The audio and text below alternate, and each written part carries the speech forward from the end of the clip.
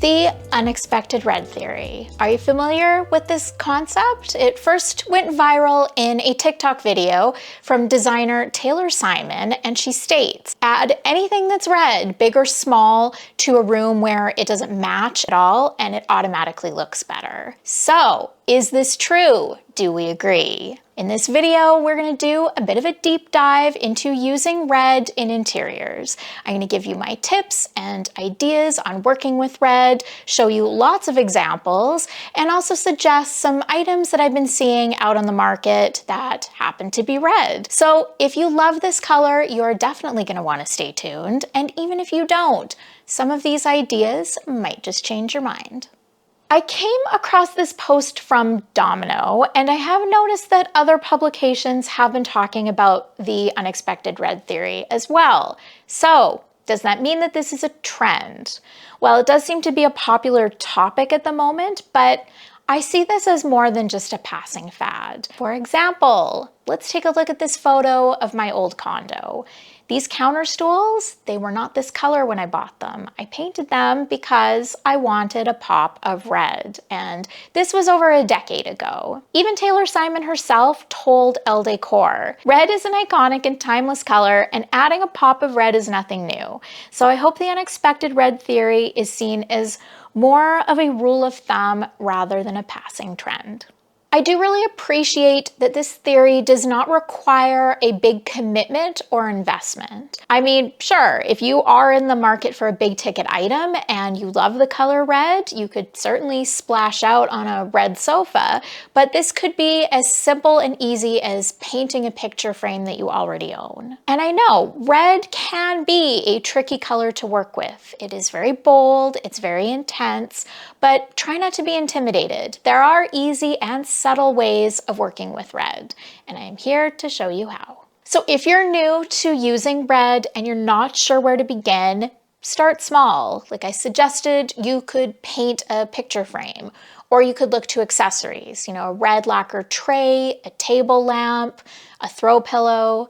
And if you're not ready to commit to a piece of red furniture, you could try swapping out table legs or drawer pulls. And really, that is the whole idea behind this theory. Even a small, surprising red accent can have a big impact on a space.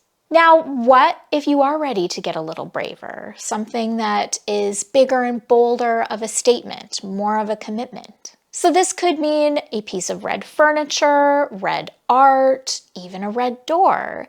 I've also been seeing images lately of red trim, which I think is very interesting and unexpected. Now, painting all of the trim in your house red might be a little much for many of us, but I think just trying this out in one room could actually be quite cool.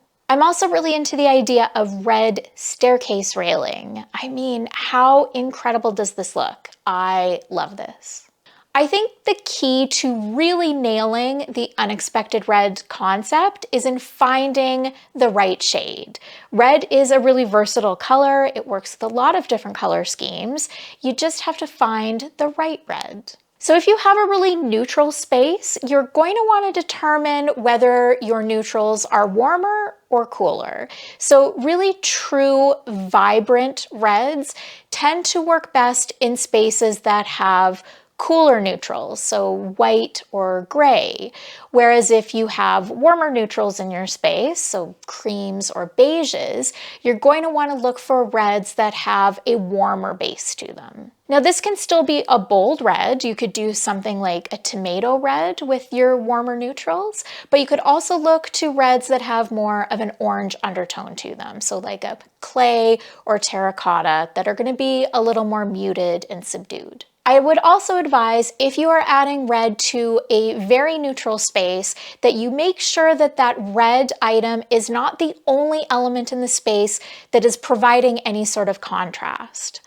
An all beige room with just one red accent is going to feel a bit off. But if you have other elements to help anchor the space, so darker neutrals, other pops of color, touches of black, everything is going to feel more balanced.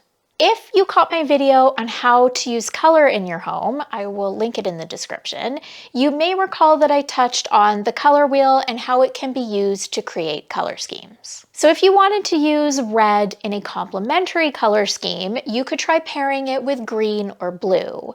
And I have mentioned before that I am really into this pairing of red and blue right now. So if you wanted to use red in an analogous color scheme, you would look to the colors that are beside red on the color wheel. So this could be orange or purple. Now, would these be a somewhat unexpected pairing? Maybe, but interesting? Most definitely. Now, what if you're feeling really daring and you want to push beyond the unexpected red theory? You want to use red as one of the primary colors in your space. Yes, this does take guts, and if this project requires any painting, it may also take many coats of paint because red is notorious for not covering well. So if you're going to take this on, make sure you consult a paint professional and also make sure you're buying really good quality paint. So with that warning aside, going really bold with red can have a massive impact on your space. And while it's not for everyone, if you love it, I say embrace it.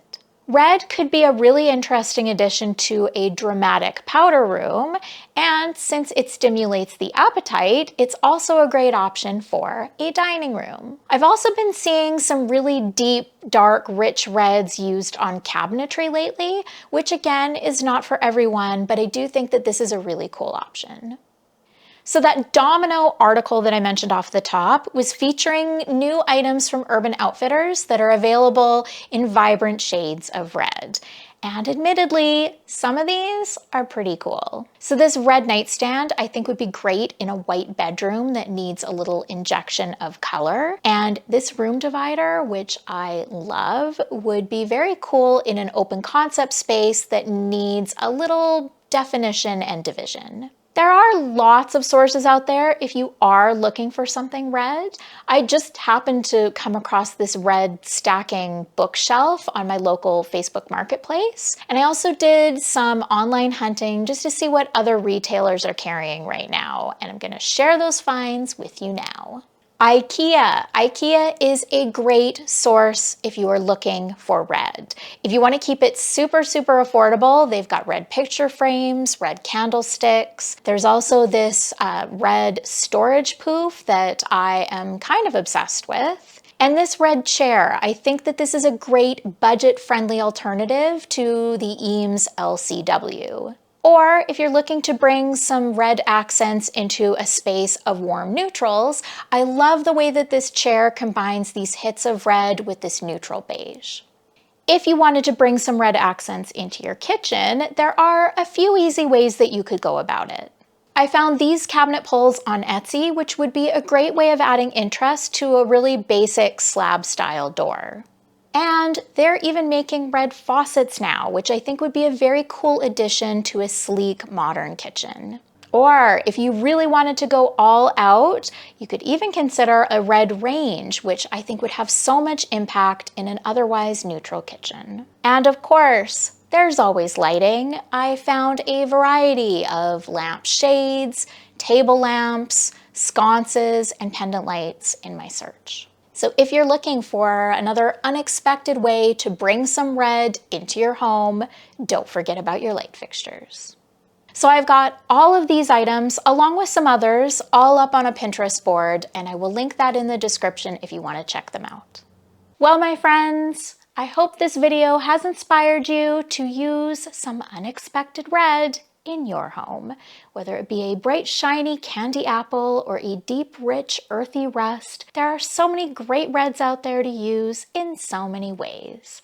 Thank you so much for joining me. I hope we will see you again at the next one, and bye for now.